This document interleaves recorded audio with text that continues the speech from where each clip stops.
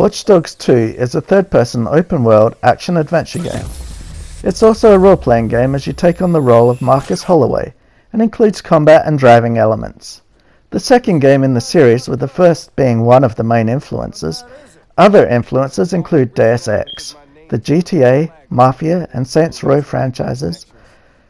Watch Dogs 2 also draws upon real hacker communities and hackers, hiring some to help keep the game as accurate and realistic as possible.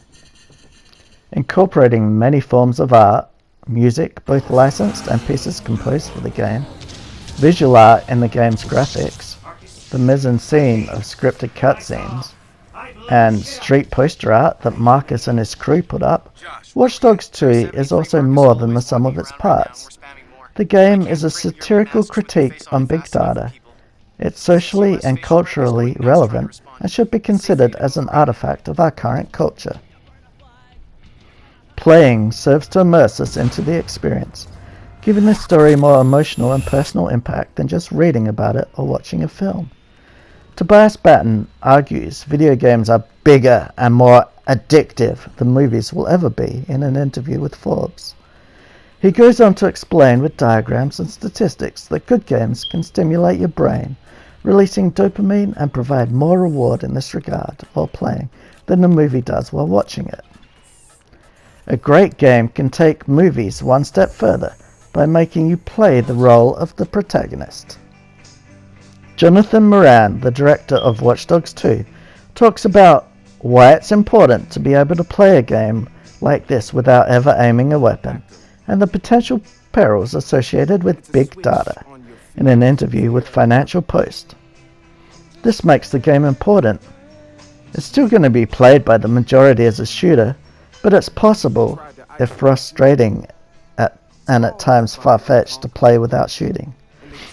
It highlights the potential danger we all face from big data if it chooses to use our personal information for things more nefarious than just targeted advertising.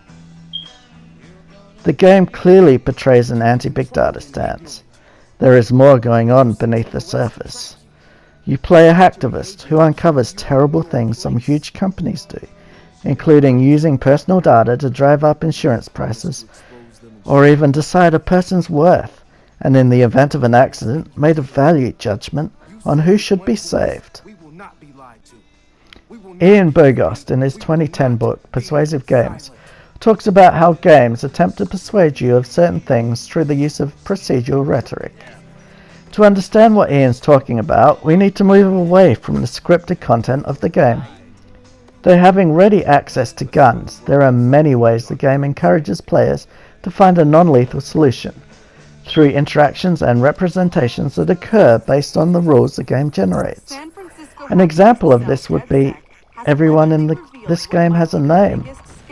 You also get their job title and income and a random piece of information about them when you scan them. High-speed chases are dangerous, and in this game that's also true. If you hit a pedestrian, they might not be okay. Depending on various factors, they might get back up after a short time. They may stay down but move their head a little, but often they die. If you hit a dog, they nearly always die. The bystanders react to this too, by rushing over, shouting out, or calling police or ambulances. I feel the game is trying to teach us that there are limits as to what's acceptable when you're trying to do the right thing and be the hero. This game doesn't change the way public views you, as games like Fable or Infamous, based on your actions, as this would clash with the game's lore. In Chapter 12 of the book From Barbie to Mortal Kombat, Henry Jenkins talks about his own childhood, where he had a big backyard and an area of a few square blocks that he and his friends used to explore and play in. He then contrasts this with his own child's play space, which consists of a 5-room apartment with no grass areas and neighbors who complain if the kids are playing in the hallways or on the footpath. Exploring outside alone or even in groups without adults just isn't safe anymore.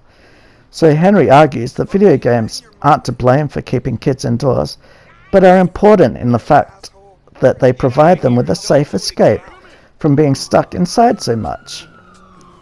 Watch Dogs 2 is a safe space to explore for me. Having severe anxiety, I hardly leave my house. But by playing this game, I can explore a virtual representation of San Francisco. I can visit tourist destinations and even take selfies at them. Games will be playing an important role during this current global lockdown where people are stuck at home. Can go out and explore somewhere different for a while, a safe escape, where they will have zero risk of being exposed to COVID-19. Fully online games can provide even more escape, as it adds a social element, which is more visceral than a chat room or even a video call, as you're participating, not just talking.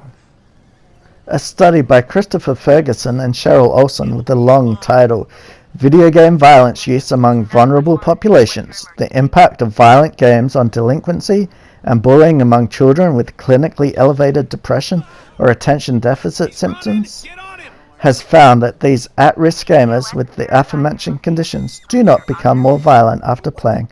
Further, there's no correlation between playing violent games and antisocial behaviors. Jacques Stenros wrote a paper, In Defense of a Magic Circle, The Social, Mental and Cultural Boundaries of Play, in which his argument is the psychological border set up by adopting a playful mindset and the border set up socially through negotiation often coincide, but they are two different things, which I think applies here. I happily played this game as Marcus, an African-American man who, as a result of being socially profiled because of his race and rated a high risk to commit crimes, even being assigned crimes he hadn't committed, forces him to delete data and join DedSec. This brings me to the multiplayer aspects of the game which pull me out of the Magic Circle, at which point I'm aware I'm just playing a game and socially having a competitive mini-game with some strangers. I came, I saw, I blew shit up. I came again.